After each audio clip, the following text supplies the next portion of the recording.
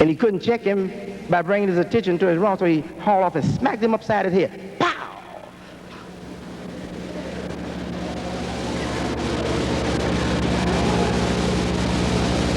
And that kind of liberty that Moses took got him put out of Egypt. Say, hey, you got to get out of here with this stuff you got here, boy. You don't belong with us. Get out of here. They exiled him. They put him out in the desert, right? He got out there in the desert and met a wise man. The wise man turned him on to the way of God. Then he got inspired. He said, hey, I think I see fire.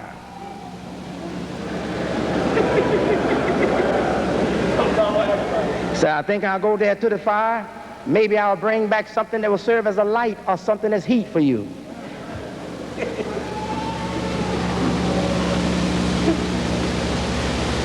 And after he had that experience, he went back to Pharaoh.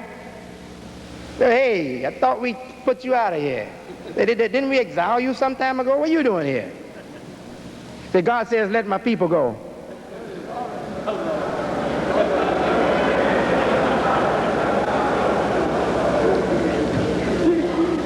Say, hey, what you joking or something, Moses? We know you. Don't you know you our boy?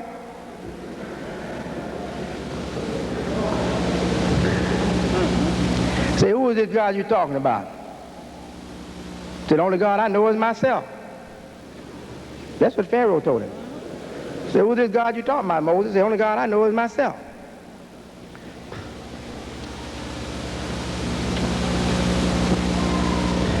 Said, but do you give life and give death? Pharaoh said, yeah, I give life and give death. If you don't straighten up, I'm getting ready to kill you right now.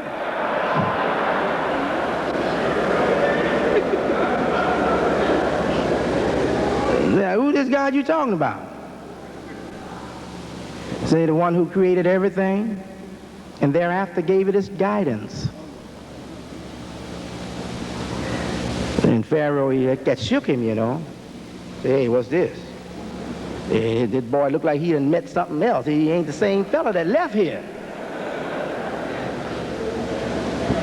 Say, hey, I'm going to tell you again. God said, let my people go. Say, are you threatening me, Moses? Yeah.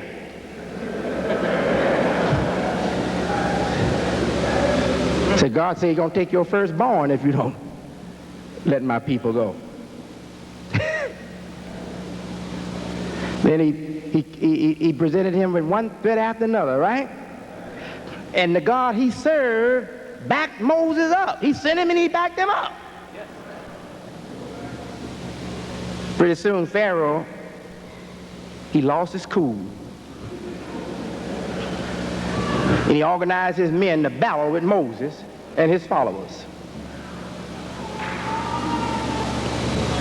And as a consequence, he was drowned in the sea. Right? That's that great history that we just mentioned in brief here. Great history. Great history. Now, dear beloved people, we in these United States, the true yearning for freedom in us is a yearning for religious freedom. And instead of getting that religious freedom, we were fascinated so much, enchanted so much, enamored so much with the hope of being accepted by our rejectors. You know, pimps and other playboys and pretty boys that make a business out of romancing women. They know that the way to get a woman hooked is to reject her for no reason that she can find. And she will be tied up forever trying to find out how come I'm not wanted. He'll have her forever. She ain't gonna rest until she win him. Because she's rejected but don't know why. See, I'm fine, I know I'm fine. I know I whipped it on him right. How come he won't come around?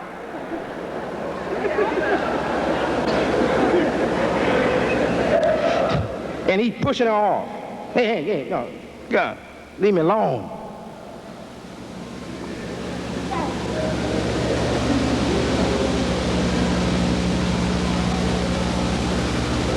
So the experience we had with the white man had the power to produce the same kind of thing in us.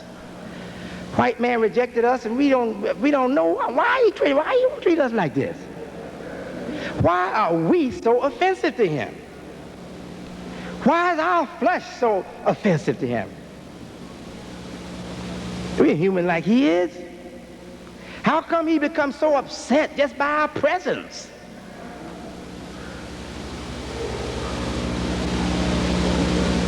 Why he doesn't even want us drinking out of the same water fountain with him? Bird come up there and drink out of the fountain. He go there and drink behind the bird. I drink out of the fountain, they lynch one of us and take the fountain up and throw it away.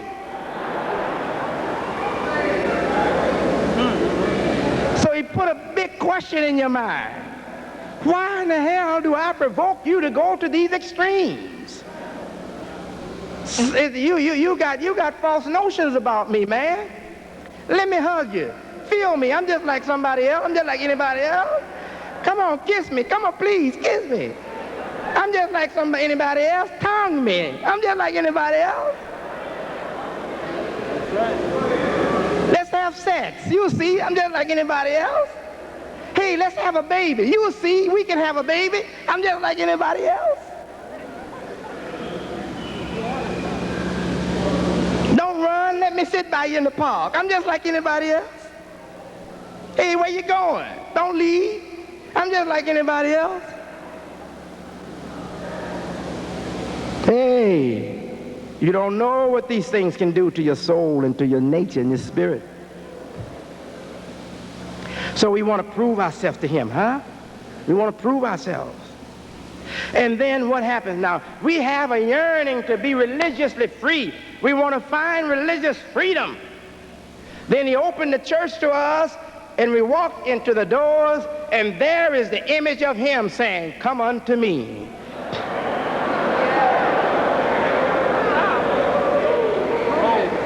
That's some powerful psychology that this civilization used on non-whites.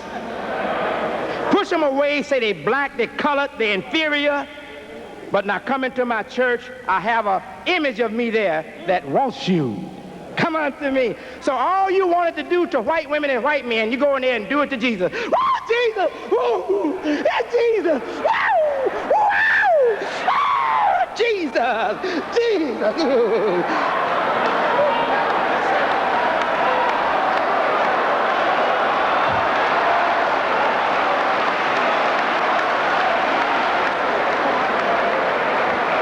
You see the psychology?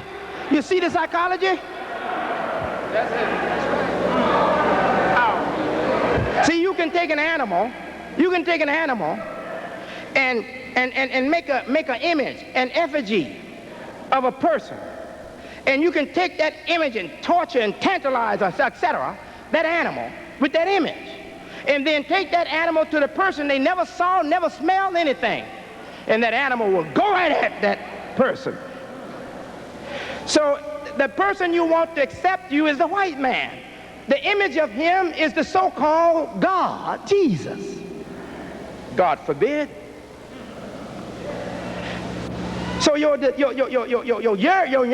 your desperate need to be accepted by the white man is kind of vicariously satisfied through your experience with the Jesus on the cross. Nothing but an emblem, a symbol of the white man's race. So how come you can't find your freedom? How come you can't be free? How come you ain't comfortable with what you are, with who you are? How come you haven't found yourself? It is because you haven't carried your freedom urge to its proper conclusion. You need to go back and pick up your freedom struggle. Your freedom struggle was not to have money and cat-like cars and Mercedes-Benz and fine clothes and show off with the white man in the business suit, or to have power in the army, etc., etc. That wasn't your yearning. Your yearning was to find a comfortable place for your soul. Your yearning was to free your soul.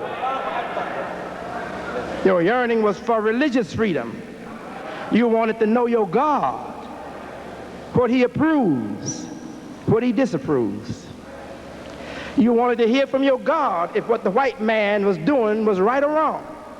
You wanted to hear it from God. You wanted to find God so you can judge what the white man has established.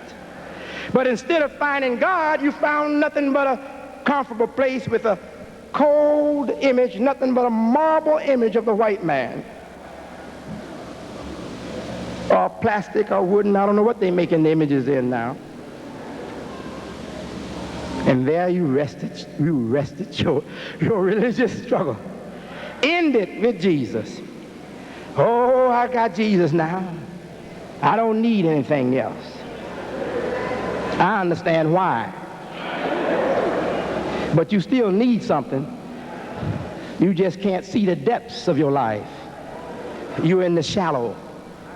In the shallow, you think you don't need anything. But the depths are still troubled, not rested, and won't be rested until you find religious freedom. And the only religious freedom for non-white people in this particular society is to come into a religion that is not imaged in the white man. That's the only way. We ain't gonna never be free. Church used to be so sincere. You'll always have sincere people in religion. But the leadership of the black church or the African American church or the black church now is corrupt. It's corrupt.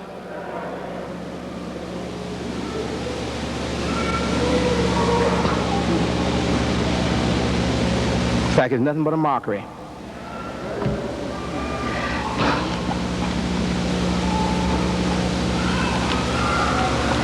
So we have been yearning for religious freedom.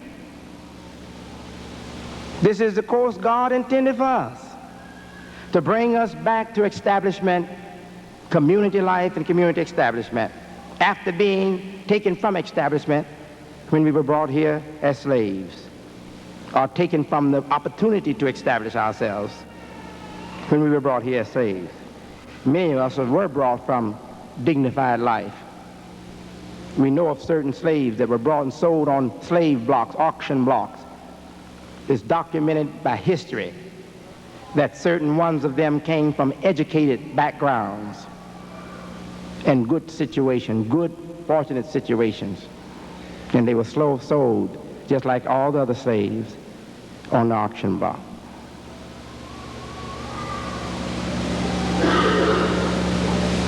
Religious freedom is our yearning. You who are still with us here, you are here because you believe that this place is the best opportunity for that religious freedom. But that religious freedom for you will not be a reality if you leave responsibility for your religious community life to people that you don't even know.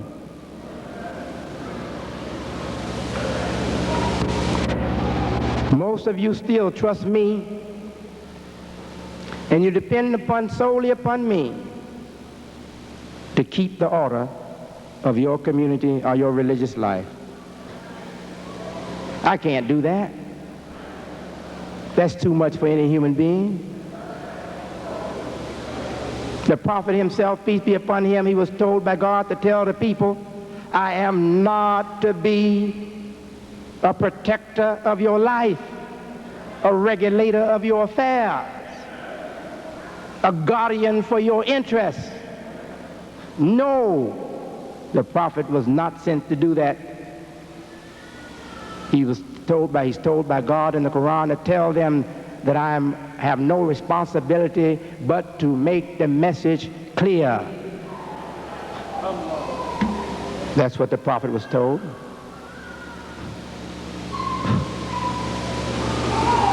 If he would have accepted that responsibility, he would have deviated from the course of his own prophethood. Because he came to lead the people into shared community life, shared responsibility, shared authority, shared power. He came to lead the people into the ideal democracy. Yes. So God gave him the words to tell them, no, I won't accept that you burden me with all this responsibility. You have to accept responsibility. You have to accept responsibility for your own life. Don't worry. I don't do this often.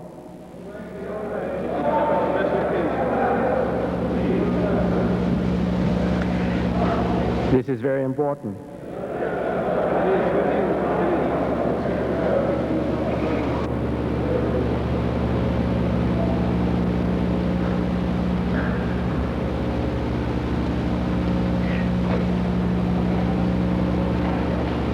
We don't have in the history of Prophet Muhammad where Prophet Muhammad was going about checking on people. We don't have in the history of Prophet Muhammad where Prophet Muhammad was trying to get all of the business in his control. We don't have in the history of Prophet Muhammad where Prophet Muhammad was trying to ascertain what was going on in all the locales, in all the towns, so he could have control over the life of the people. We only have in the history of Prophet Muhammad where he gave advice when it was asked outside of the regular job of his prophethood, when he was inspired to speak to the people.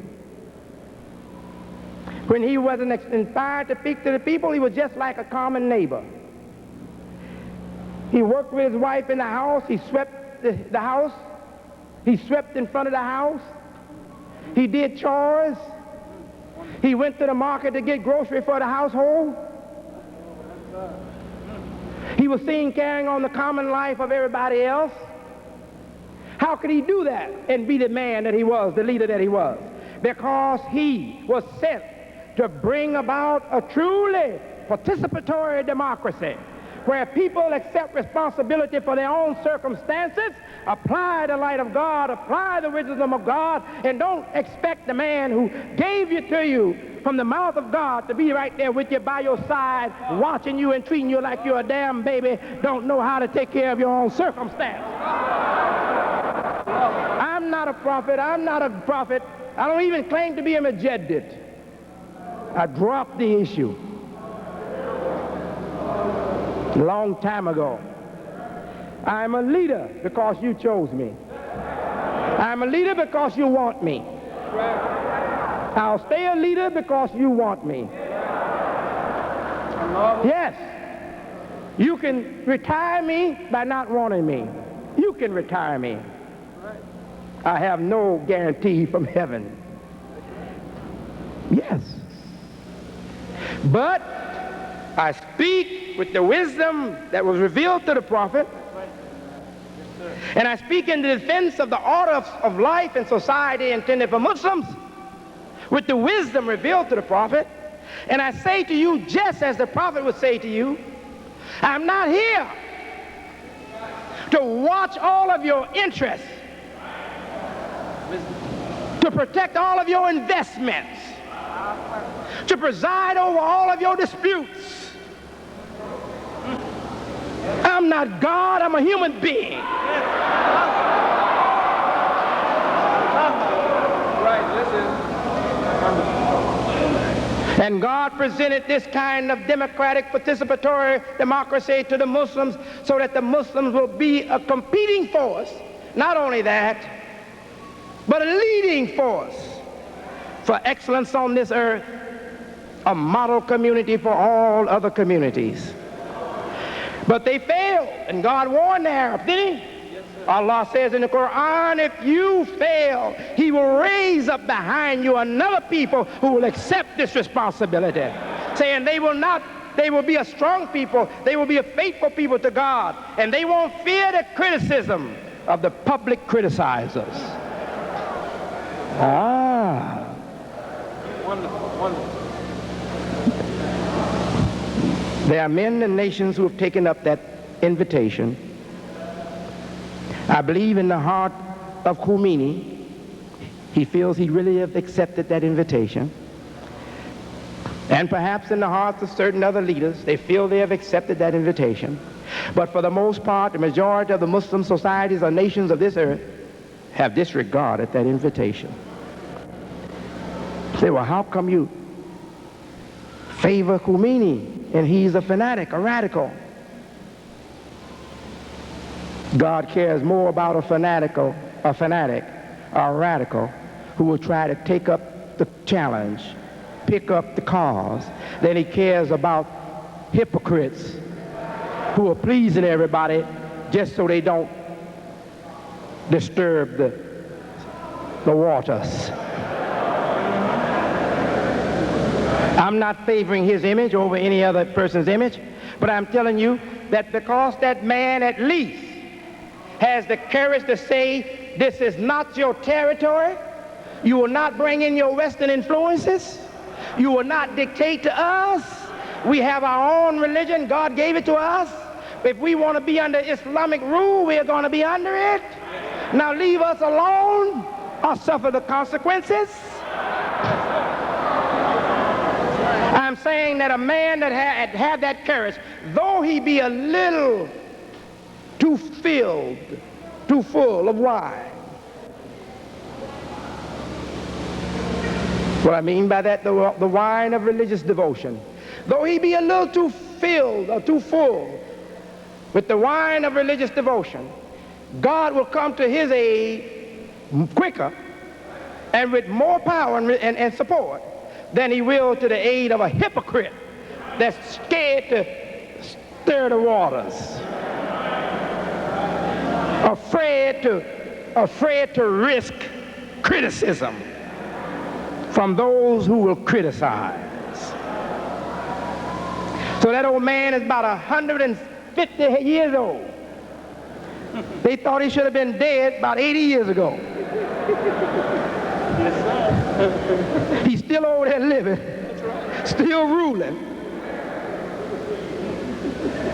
And they done tried everything, a bay of pigs and everything else. And the man's still over there because God says, though he's a little tipsy, he got the courage to stand up for truth in my way. He has God's protection. And you people, and most of you all are wine heads, but if you accept, you'll see, you'll have God's protection.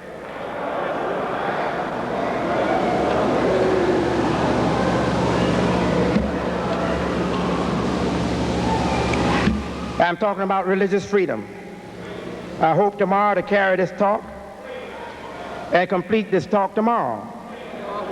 I'm talking about the yearning, the natural yearning in us, coming from the circumstances in Africa to the horrible circumstances of slavery in these United States. The yearning in us for religious freedom. And now the blessing of coming into the community of Islam. And the great responsibility of establishing your Islamic life. But it requires that you share responsibility, that you share decision making, that you leave not your properties and your investments to one man, but seek out honorable, decent, loyal, trustworthy people, form boards, form committees, Hold each other responsible. Protect your invested interests.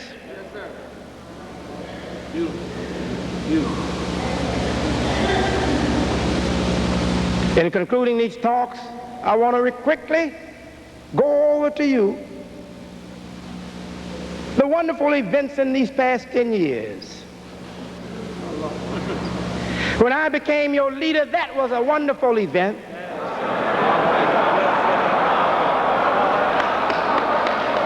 How come that was a wonderful event? You may not can see it right now, but if you think about it, especially you learned men and women, if you think about it seriously, you will agree with me that nothing has happened more significant in the life of black people on this continent than my coming into leadership after Elijah Muhammad.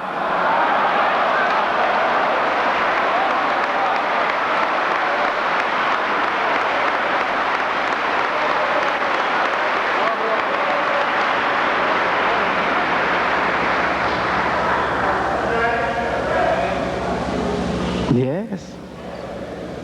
It ain't nothing you can see right away, but take it with you, take it home with you. That was a wonderful event. The son of a man they called a black supremacist. The son trained by the father to really obey his false god, who was taught from infancy to pray to a man by the name of Farad, and had no other knowledge except that, so he prayed to a man called Farad and thought he was the Lord of the worlds. Not only me, but all my brothers and sisters thought the same, especially the young ones who hadn't experienced anything else, who believed that the white man was inherently wicked, that he was the real devil.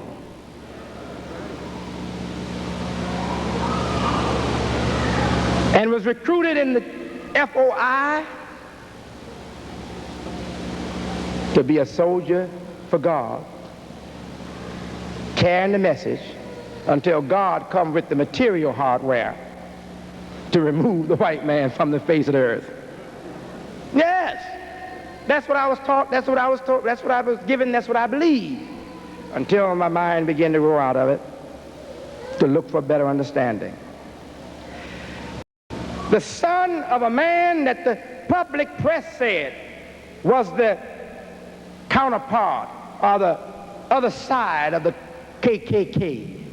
Huh? But the son of Elijah didn't choose to follow the way of Elijah. He chose to follow the way of Muhammad of the Quran.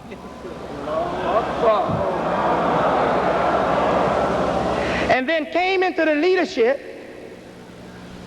and kept the following after making such drastic turn from what the whole temple on the so-called Nation of Islam had accepted. We didn't have any battles. That's right. A lot of the church people, they can't meet over small issues without fighting, dissolving their government bodies, forming new government bodies. But we remained. We kept the same people and even the same staff. I kept the same staff, Elijah Muhammad's staff, his national secretary. Well, I guess there has to be one among in every situation. But I kept him too for a long while. I'm talking about Farrakhan. For a long while, he didn't go nowhere. He was right here with us too. You would have thought that the following would have gone down to nothing, but it didn't. The people who supported the Honorable Elijah Muhammad the most became my most loyal, most dependable supporters. They believed that the white man was the devil, grafted devil. They believed that the man Farad was God in the flesh, born of a father, came here to save the black man. They believed that. They believed it so much they would give their paycheck just to promote that. That's right.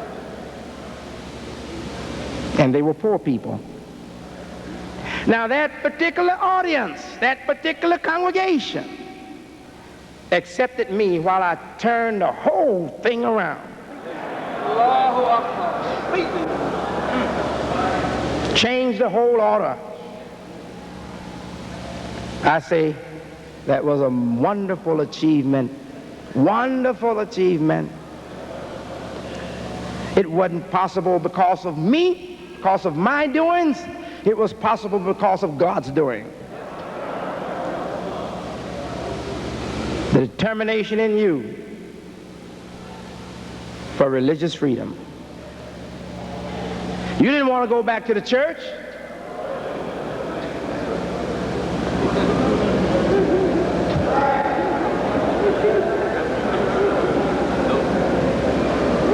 And you weren't no atheist. You came to the arm of Elijah Muhammad because you were God-fearing.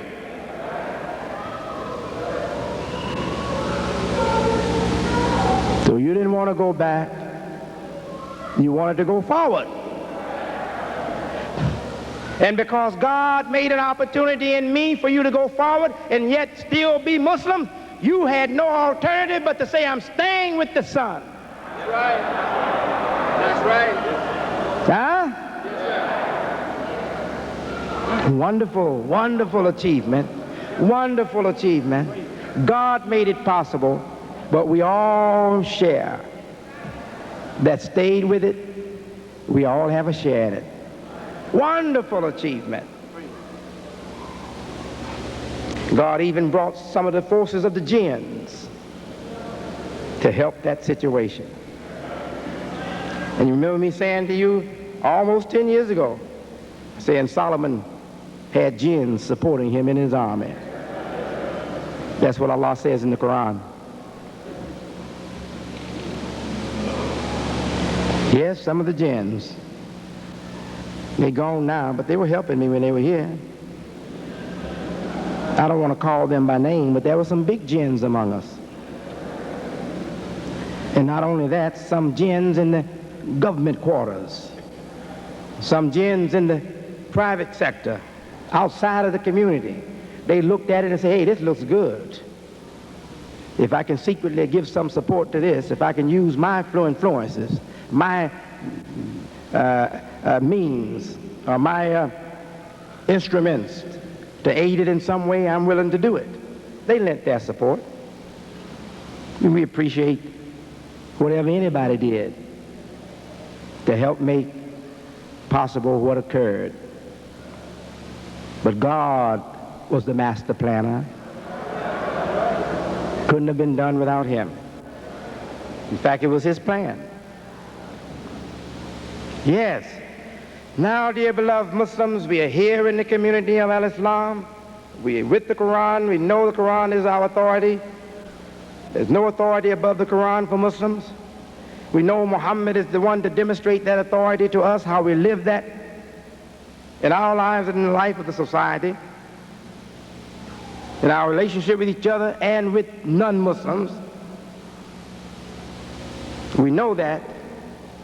For Prophet Muhammad, he said, I leave you with two authorities. And for as long as you hold to them and don't deviate, you will not go astray.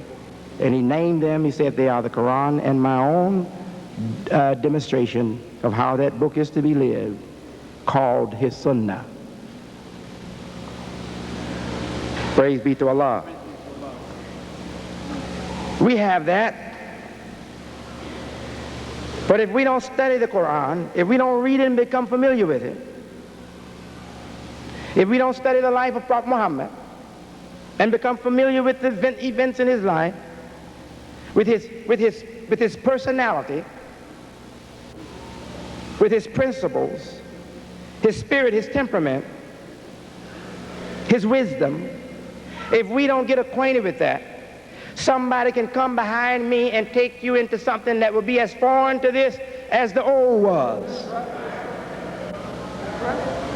And you will still be calling yourselves Muslims because you don't know what it is in its true content.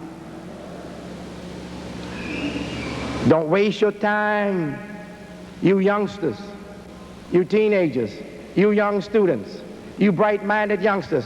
Don't waste your time following these stupid people who bribe you to recruit you into their slave-making thing and promise you nothing but animal pleasures. Don't be fooled by them. Look at what has happened.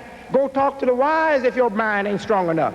Go talk to the wise in religion. Talk to the wise in science and ask them what they think about the history of this community and the transition brought on by my leadership with the help of God. Ask them what they think about Imam Mohammed, his personality and what he's doing.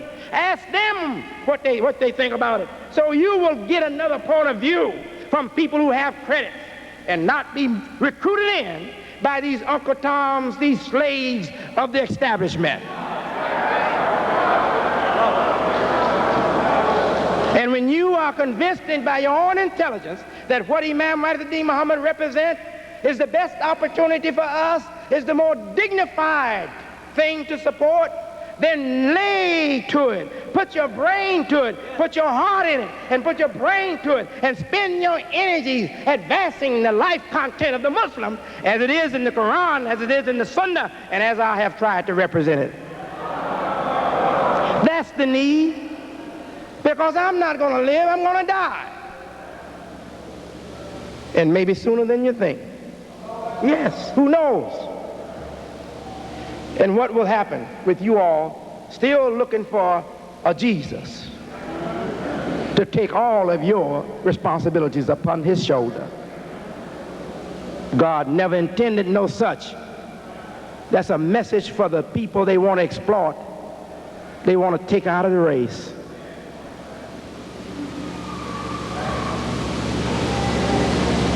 Religious freedom is what you still should be seeking. You're Muslims, but the message of freedom is subtle, but it's stronger in this religion than it is in any other religion.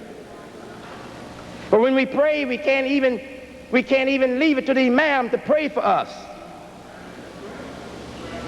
We have to know our own prayers. We have to know how to do it by ourselves. We have to keep the Sunnah of the Prophet. After the Imam has prayed, you have to be able to stand by yourself and pray.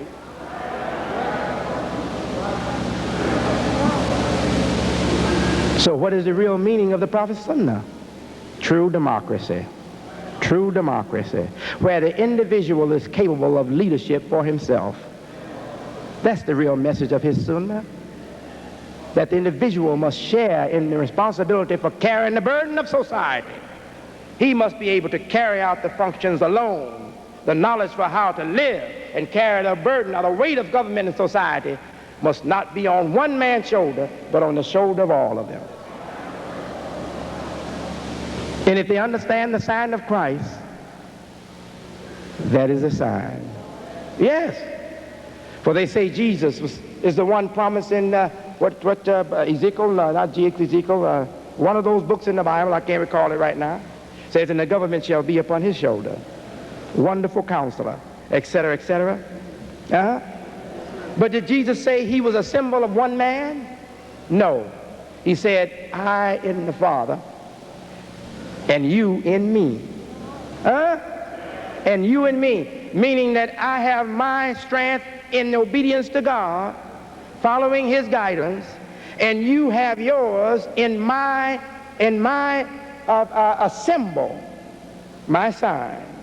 I'm a sign of a collective government, a government of many in one body, under God. In the church, they use the expression, they call it the body Christ, huh? And they refer to the members of the church, which, don't you know every church is a government?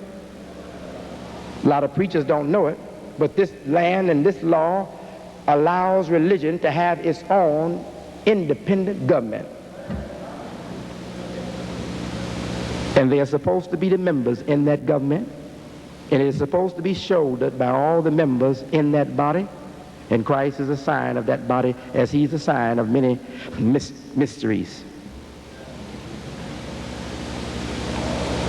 Now what I'm saying to you, that Christ is only symbolism. Muhammad is the real thing. He's not a myth, he's not a symbol, he's not a sign, he's a flesh and blood man that lived, and historians have written about him that were not Muslims.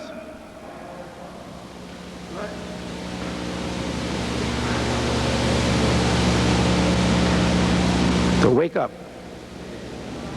and see the great opportunity before you to come into the great life of Al-Islam, become an established community and an established people with guidance to guide your feet, to guide your destiny, to bring you into abundance of life and prosperity, if you will only wake up and be true to this calling. Yes. Wake up before it's too late. And my conclusion today, this is the last time you'll look upon me as your leader. I'm not the leader for anybody. I don't accept to be your leader. I'm Imam Deen Mohammed. I will be the Imam wherever I reside. I don't accept responsibility for you, your investments, your places, your decisions. You better carry it yourself.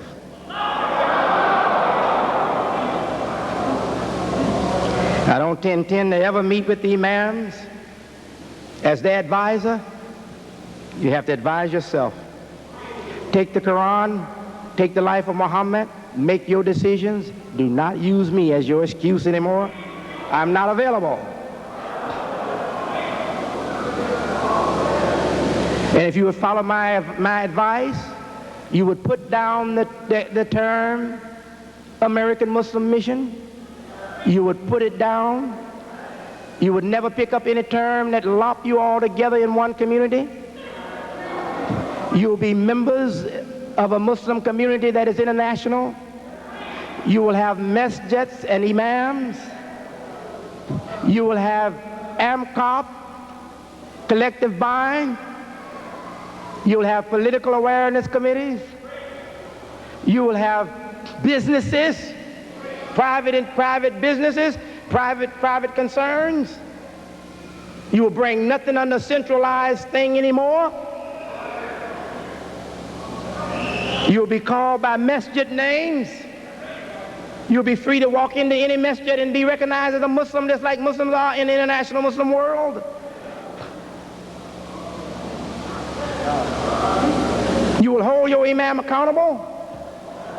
You will encourage your imam to form good relations with other imams. Not just black ones, but white ones, red ones, they're all color. When you meet together, you won't meet together under some corporate name, but you will meet together imams on equal standing. You will form your council upon your own decision, upon your own will, not pressured to do it.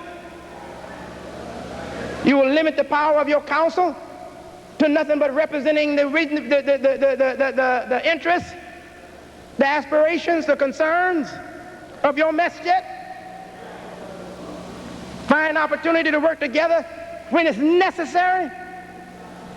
You will not require any such counsel for any unnecessary purpose at all. In other words, you will work for a minimum of control over your body, because God wants you to shoulder responsibility yourself.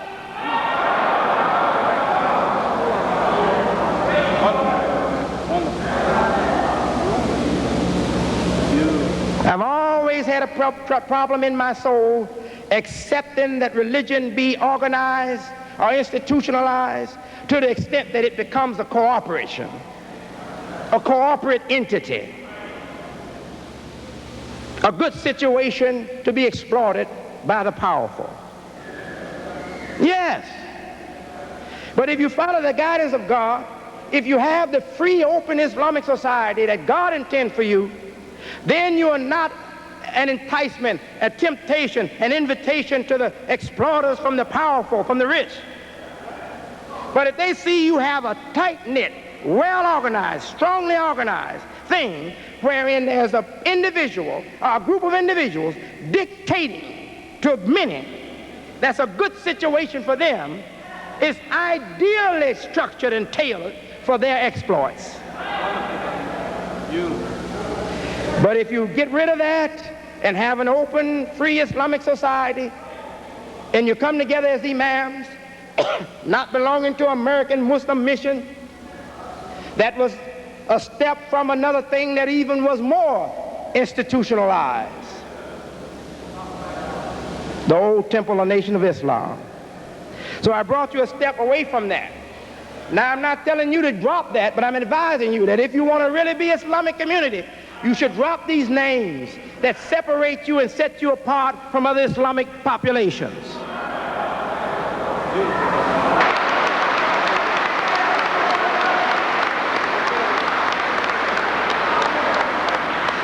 And you should work as one Muslim. Muslim is one all over the earth. You should work as one Muslim with one Muslim identity, following the same Quran, following the same human model. Muhammad, peace and blessing be upon him. That's the way you should go. Don't you know you can achieve the things you want to achieve better if you do it without this situation for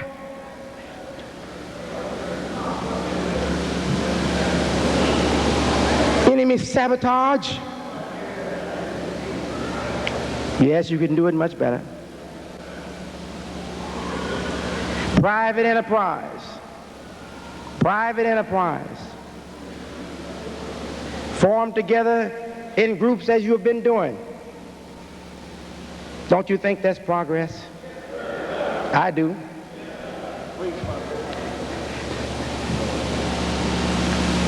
I don't control the businesses in the Muslim community. I have nothing at all to do with them. The businesses are under private business people. And as a result, we have better business and more progress for business in the Muslim community than we ever had. When you look at this brochure that is coming out now, the 10th anniversary brochure, you will see more businesses represented in that magazine, and I believe that it doesn't carry not even 100 of the businesses that are in this community. And to make that brochure that the Temple of Islam or the Nation of Islam made some years ago, they went and searched carefully, not only for Nation of Islam businesses, but for those who had, against the spirit of the Nation of Islam, defied the policy of the Nation of Islam and set up businesses on their own. They went and got those businesses too and pulled other people's business in to show what the nation was doing. And not only that, they also, yes, thank you very much. They also went and took pictures of private dwellings, homes that belonged to private individuals. How I know? Because they took the picture of my brother's home, and he bought his own home. It was not the Nation of Islam home, it was his own home. And there were other homes too in this picture magazine that showed the progress of the then Temple or Nation of Islam. So they went and got all these properties to make a big impressive picture presentation of what the Muslims had accomplished. It was not a truthful presentation. But if you look at what's in here, it's truthful. Because I don't have any promotion, psychology, or program to take properties and put them in a magazine to impress non-Muslims that we are a rich empire. I don't have such policy or philosophy. Now, the businesses in Atlanta alone are very impressive. And we have them in the South, we have them in the Midwest, we have them all over. But there's no loud noise being made about it. It's a natural development. A natural development. Not nothing exaggerated. It's happening in a very natural way. It's going to grow bigger and bigger. It's going to grow bigger and bigger. Do you know most of the members in our community, by the standards of this society, still represent the poorest materially and the most unlearned academically? Although we have members in our community now, many that we didn't have, who have graduated from high school and now an impressive number from colleges. We have more doctors in our community than we ever had before. But even with that growth or change in the education level or the academic level of the membership, we still represent the poorest of the African American people and also the least educated of the African American people, our membership, that is. But our membership as a body identifiable in the low level, the poor level, the low stratum of people in the African American race, that particular group we call the members under this particular voice, if they would be studied, they would be found to be more progressive than any other similar group in these United States. We represent progress, real progress. In fact, we represent so much progress until I'm always hearing from non-Muslims this: we are depending on you all. We are depending on you all. We have this, we have that, but you all have something that we don't have. That's what I'm hearing from them. My father had no education, no more education than 3 years elementary school in the South, where schools were inferior at that time and may be in this time. Many of the schools are still rated inferior to northern schools. Is that not right? My father had only 3 years education. My mother went to the 8th grade but did not graduate from elementary school. My mother. My youngest brother has his doctorate degree.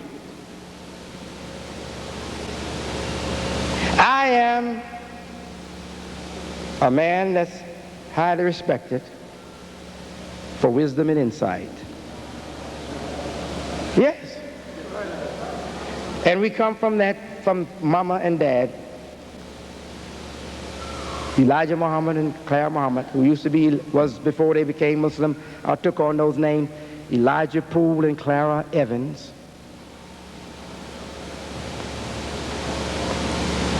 And our children are performing on a very high level. Yes. Daughter, a student of IT, Illinois Tech. I got a son, he looks very bright. In fact, his teacher who's with him now says that he is performing on the level of 12th graders. 12th graders. And he is not yet graduated from high school. He will graduate in June, inshallah. Yes, this is what I'm told. And I believe it because I know him too. I have experiences with him too, I know. I believe that he actually, if he had the help, encouragement and the help and the circumstances, he could go straight out of elementary school into college. He wouldn't even have to go into high school. I know that myself. He's better now than a lot of freshmen in high school. His ability is better. He's here. I don't like to say it in front of him. He's there. He's wondering, say, what you talking about, Dad? That's Sadruddin. Yes. But not just my family. There are many other Muslims.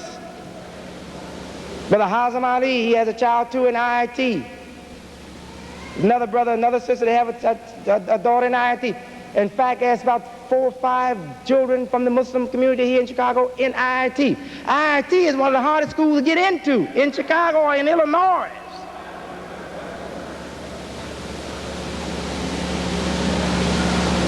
See, we used to give credit to the old Temple of Islam. See, yeah, that's because the Temple of Islam. Well, what about Layla and Saudi and Ingina? They ain't the product of the Temple of Islam. They've been under my tutelage more than they've been under anybody else's.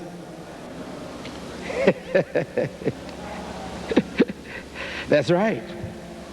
It's because of the broad concepts, the broadness of the mind and concepts, that our children are courageous enough to take on responsibility, tackle these subjects, not be afraid or intimidated.